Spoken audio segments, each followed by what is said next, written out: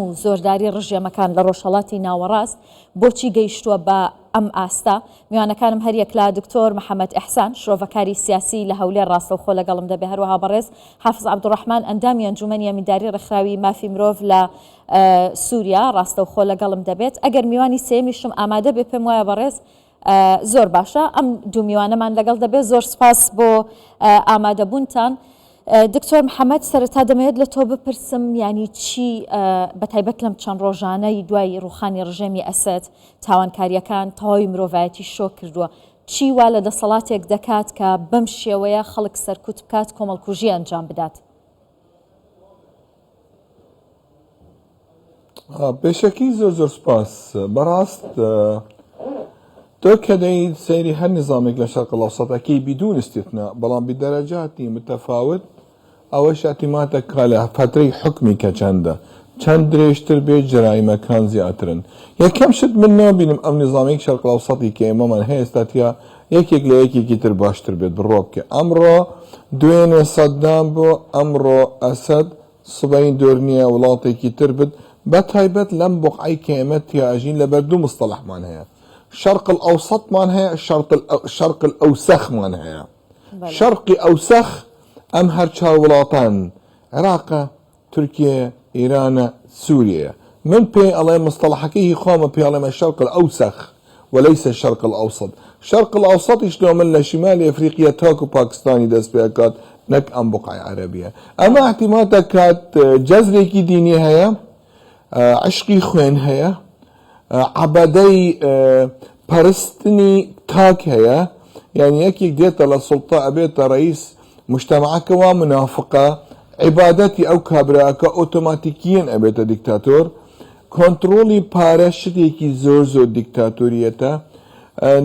طريقي تعامل كردني بشر بوانية شعوري هاولاتي بون كارثية لم ناوچانا تو اوريدي تفريقيكي قومي وديني ومذهبي هيا بلام هموجي بو لجورتين ولاد كعرقي زيادة هيا كمجتمعات ديني زيادة هيا كطوائف زيادة هيا أمريكا أمر لجهانيان هندا بو أوان أتوانم بيكا بجين بو إيمان أتواني لولاتي كتروا بيكا بجين بو چونكي من أمي اعتمادك لسر يك فكر بله يك عقيدة كي متفرس كردني عقيدة كي خوي لسر هاو مجتمع كمجتمع ديكتاتور خلق أكاد من أوي إستا بشار روشت بله خو بشار بتنيا أم جرايماني نكردوا خلقي كي زوري لقل بشار بو مثلا اوایل صدمن خم بجداری کی زور لتحقیقاتی لسر زمانی صدام کرده بو او کاته دمود که ظاهره که با محاسبه صدام نبه پیوست نام بین محاسبه ظاهره صدامزم بکنین لمجتمع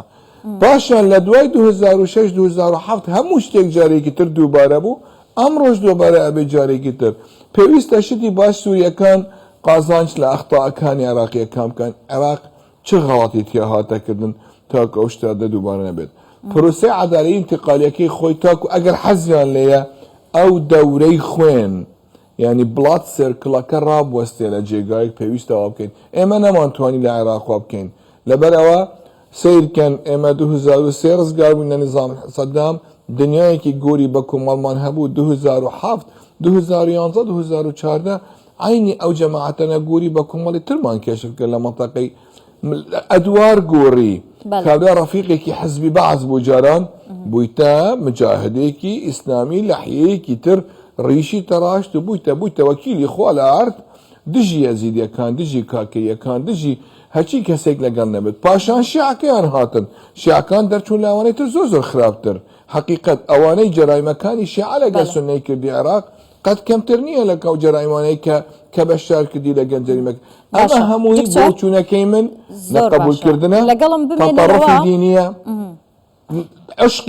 عشقي خوانه بله لقلم بمينا رو دواتر شتك تقول دميت باسي اود لقلب كم كآية اواني دواتر زين باشتر دبن ياخد بهمان سیاستی ئەوانی پێش خۆیان دەڕۆن بەڵام بە فۆرمێکی جیاوازتر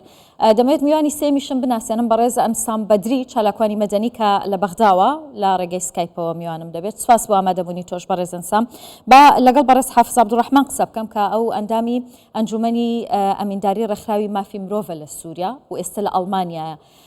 بەڕێز حافظ جەنابەت پێم وابێ پێشتر زیندان بووی لە زیندانەکانی سووریا دەتوانیت بۆم باسکەی کە دۆخەکە لەوێ چۆن بوو؟ بله ایوار باش خانم شتر اوج میواناره کارمند کانال اوج همو تماشاوانان ره از وک زندانیه که سال 2010 این پیش به کریزی پیش به شورشی بوم اوجی دبر کارو خبات آمده دواری مافی مروفا دواری چاندو زمانی کردی ده مخابن روشكي مني زور هبوز قال لك هاتم قراندن يعني دما قوتنا او لكاريتي وقوتنا امن عربيتي قوتنا كي خوش لفا ولاتي موكي ونهاب نافكر العراق بالسوريا بالدردورة ما بدا ولاتي دردورة ما قوتنا امن قوتنا كوفيدي جي دبارو اختيت بفرع الامن او استخبارات الامن او ايه او لكاريه براستي برسك دنابرام مروف دي چاندنه و اواب اواكي سيستماتيك افترس چاندنه دوی کسی واولاتا سری صبیش یار ببه امیداوی بتنه گونه گرتن گونه که دستی اولکاریه دوش کنجینه بگینه جبر اوا پروپاگاندک غیج هویتیا خوا پروپاگاندک جه هویتیا خوا چه دکرن جبود ناف ملت ورا بلا كرن چما جبر رژیم وقتها ما مستعدا ديار كرن رژیم باواكي ما درست هاتن رژیم گرتن وطرسن وهناك جوابستينن في دستلاتي جوابستينن نجي تبات قصيرن يعني اللي جمل سوريا دسبيكا جو بعث هات وقتش بعث شوفينيزم هات دسبيكر دوختي هردو اسد حافظ اسد وكري بشار ده هويتي بهتر وزيادة تربو جبر اگر اب هويتي نقربانا جميج دو رجيما وكتبا ملت تف وقوت بيجي ازنابي انتف سري صدي نوطو نه وقوت بيعو كربون از وقوت از دبر ما في مروفا وزماني كردي هاتم قرتن لحلبي جم استخباراتي عسكري حلبي سبارتن استخباراتي سياسي الحلبي سبارتن شعبة الأمن السياسي الفيحاء هري كريت بدو فرع فلسطين ده الويدي بدود حبسة بالوني بدود حبسة حلبي ده شش هيفا ده تشتكو مروف بهورناكي مديتن ده جيش كان جاكريني وجي أو أواي سيستماتيكو مروفاتيا إنسان تيك ببن وبإيشي من بشتينن رومتا انسان بشتينن هيفياوا او بو لي مخابن بشتي صالي 2011 او هويتي زيدا تربو ويشاخي مديت برنجكي يعني دما مدى اشكنجة تاني بو براستي كيم بصراحة تاكو يك دبن اشكنجة كرني دهات مرن لي بشتي 2011 مخابن بدهي هزارة او دكشتن او البرها بالي وا دكشتن جبوي كوي ترسي بلا بكن بهتر بكن باشا وسر النبي سامني بري فرمو زور باشا لەگەڵ من بمێنەرەوە ئەنسام خان لە بەغداوە دەمەوێت لێت بپرسم کە زۆر گلەی لە زیندانەکانی بەغدا و عێراق دەکرێت ئەوەی لە سووریا دەکرا کە ڕژەمی بەشار ئەسەد دەیکرد لە ژێر ناوی ئاین و ئاینزاکان دەچەوسێنرانەوە یاخود بە هۆکاری نەتەوەی بە هۆکاری ئازادی ڕادەربڕین زیندانی دەکران ئەم مۆدێلە دەبینن لە عێراق؟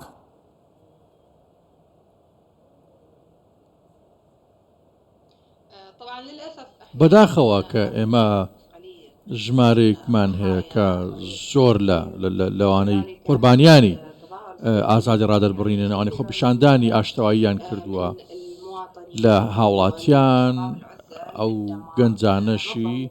کە هەندێک خۆپیشاندانیان ئەنجام داوە ناڕەزاتیان دەربڕیوە لەسەر کەم و کورتەکانی حکوومەت لە ڕووی خزمەتگوزاری لە ڕووی نەبوونی دەرفەتی کار و پرسگەلێکی دیکە تەنانەت هەندە ڕۆژنامەوانیش ون بوون بەشێک لەوان هەندێک فرمانی دۆسیان بۆ کرا فرمانی دادگەریان بەسەردا سەپێنرا واتە ڕێژەیەکە ڕێژەکە کەم نییە ئەو خەڵکانەی ئەو هاونیشتمانیانەی کە بەداخەوە بەهۆی دەربڕینی بیوڕاکانیان بازادی لەلایەن حکوومەتەوە بە شێوازی خراپ مامەڵیان لەگەڵ کراویان لەگەڵ تاقم و گروپە چەکدارەکان مامەڵی خراپیان لەگەڵ کراوە تەنها لەسەر ئەوەی ڕەتیان کردوتەوە چەک لە دەرەوەی دەسەڵاتی دەوڵەت بێت بۆیە هۆکارگەلێکی زۆر هەن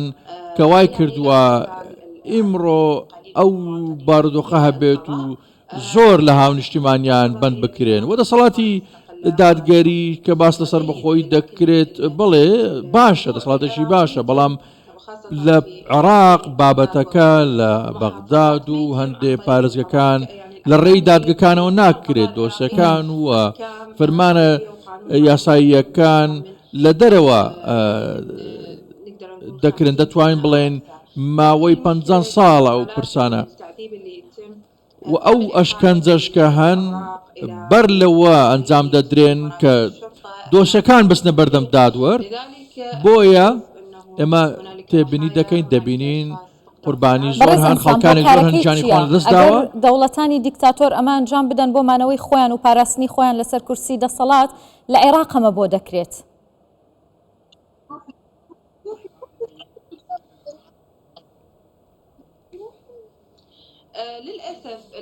بەداخەوە عێراق ئێستا مافەکانی مرۆڤ لە بەرچاو ناگیرێن بەتابەت لەلایەنی مامەڵەکردن لەگەڵ بەندکراوان زیندانی کراوان تەنانەت لەگەڵ قوربانیانیش عێراق هەرچەندە واژۆی لەسەر زۆرێک لە ڕێکەوتنی دەوڵەتەکان کردووە یاسای زۆر بەردەستن کە دژی ئەو جۆرن ئەو بەندانە بەڵام ئەوەی کە تێبینی دەکرێت پاشەکشەیەکی زۆر هەیە لە پرسی مافەکانی مرۆڤ بەتابەت بەندکراوان زیندانی کراوان کەڵەکەبوونێکی زۆر هەیە ڕێکخراوەکانی کۆمەڵگەی نێودەوڵەتی ناتوانن بسنە نێو بەندیخانەکان و وردەکارەکان بزان و ریپۆرت بنووسن لەسەر ئاستی مافەکانی مرۆڤ بۆیە بۆ شێ مامەڵەت دەکەن چونکە بەداخەوە باشە ئێمە لە عێراق بەڵێ دەگەڕێمە وڵات بەڕێزان سام دکتۆر محەممەد بەهاری عەرەبی شەپۆلێک لە دیکتاتۆرەکانی لە وڵاتانی عەرەبی لەگەڵ خۆی دابرد بەڵام ئایا ئەوانەی دوای ئەوان هاتن پرسیارەکە ئەوەیە کە توانیان وانە لە دیکتاتۆرەکانی پێشخۆیان وەربگرن یا لەوانەی کە پێشخۆیان حکومیان دەکرد وەربگرن بۆ ئەوەی شێوازێکی حکومڕانی جوانتر پێشکەش بکەن؟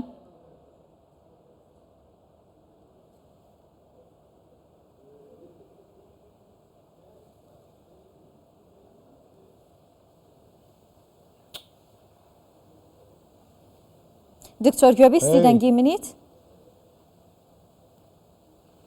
من والله ئەو مناڵەکەی ئەو زۆر قسەکە من دووبارە بکە کە زەحمەت نەبێت. باشە وتم کە بەهاری عەرەبی شەپۆلێک لەگەڵ دیکتاتۆرەکانی وڵاتانی عەرەبی لەگەڵ خۆی برد ئەوانەی کە دوای ئەوان هاتن توانیان ببنە یاخودوانە لە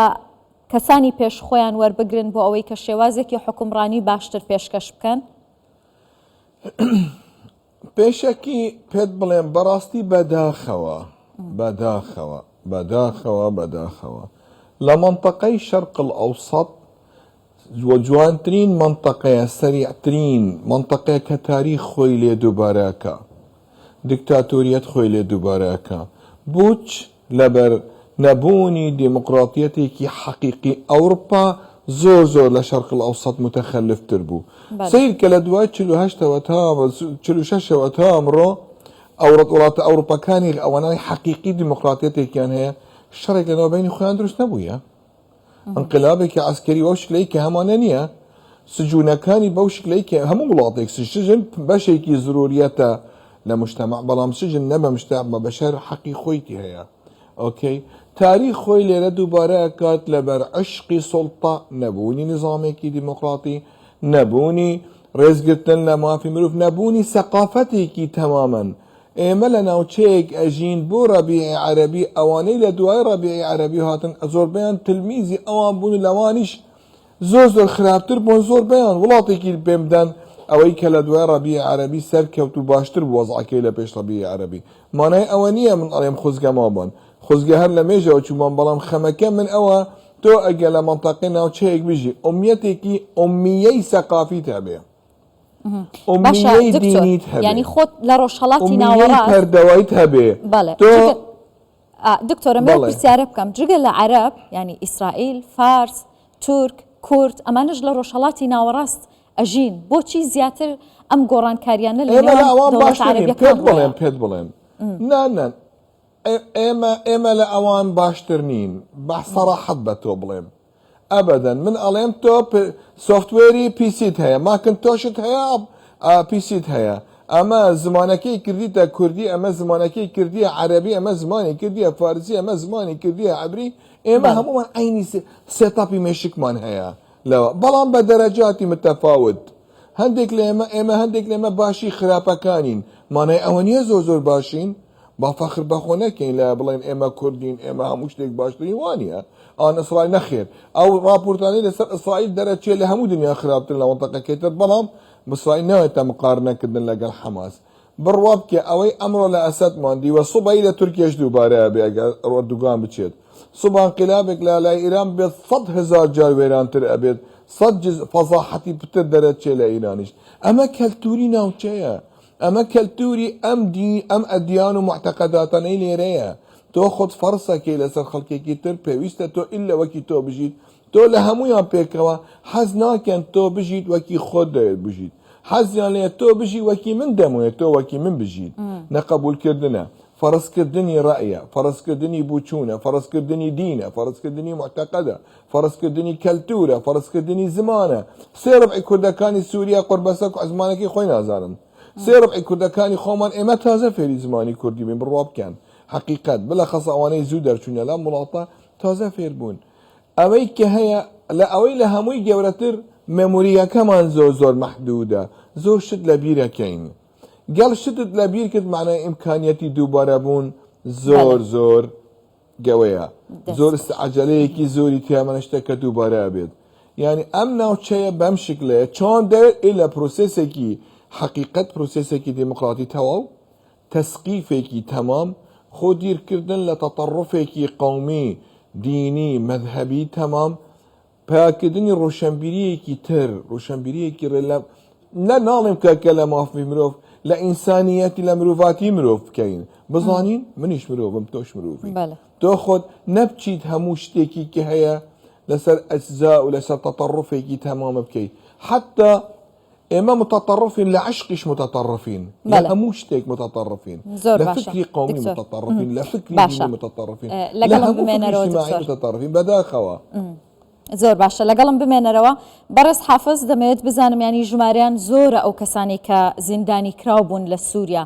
ئێوە دەتوانن چیان بۆ بکەن ئایا هیچ سکاڵایەک تۆمار دەکەن دەتانەوێت کام کەیسە زۆر بە جیهانی بکەن و بیجوڵێنن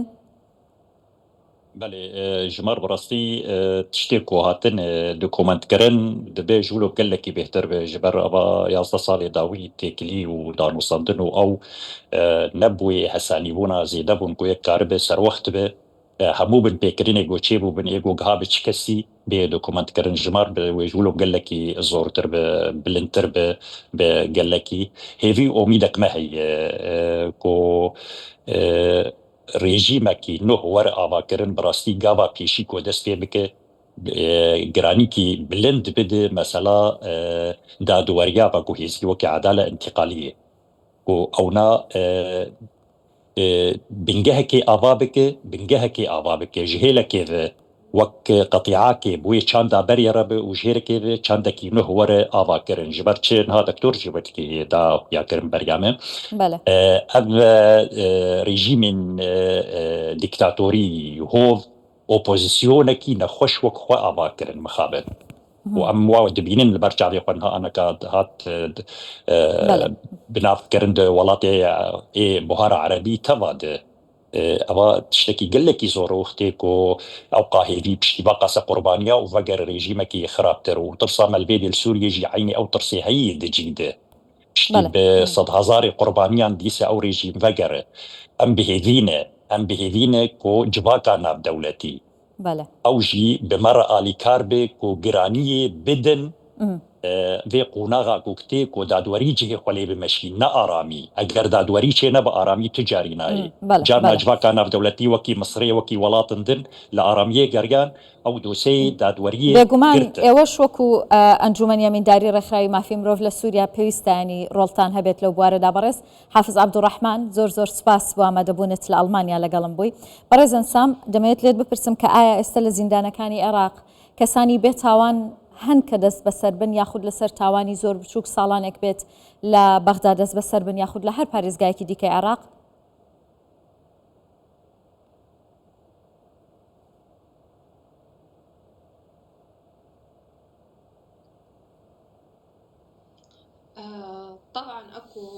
بەدڵنیاییەوە ژمارەیەک هەن کە ژمارەکە کەم نییە لەو هاونیشتیمانیانەی بەداخەوە بێتاوانن، بەڵام بە هۆکاری ئەوەی لە کاتی تائیفێت و بەرەکەوتنە ئاینەکان لە ساڵەکانی دوایی دەژیر کراون. تەنانەت گۆڕستانێکی نهێنیشەیە لە هەمان کات هەندێک فەرمانی نهێنیش دەردەکرێت بۆ دەژیرکردنی خەڵک. بۆ ئێمە ڕێکخراوەکانی کۆمەڵگەی شارستانی هەوڵ دەدەین بۆ ئەوەی زۆرێک لەو دادگانە دووبارە بکرێنەوە، چونکە بەڵگەی زۆر هاتوونەتە بندەست بۆ ئەوەی ئەو جۆرە ڕێکارانە بە شێوەیەکی یاسایی بکرێن، چونکە زۆر خەڵک بێتاوانن بە بێتاوانی بەندکراون. بەڵگەلێکی زۆر هەن کە ڕێژەیەکی زۆری بێتاوان لە بەندرخانە عێراقیەکاندا هەن، تاوانەکان و تۆمەتەکانیش کە درانوتە پاڵیان بۆی ئەو تاوانە زۆر بێبنەمان و زۆریشیان کە دەبووە ئازاد بکەن ئازاد نەکراون. ئەمە هەندێک لەو پرسانەمان هێشتووە و لە هەمان کاتیش کاتێک تاک تاوانبار بیان تۆمەتبار کە دادگایی دەکرێت ڕێکارەکان کاتیان دەوێت، ڕێکارەکانی ئازادکردنیان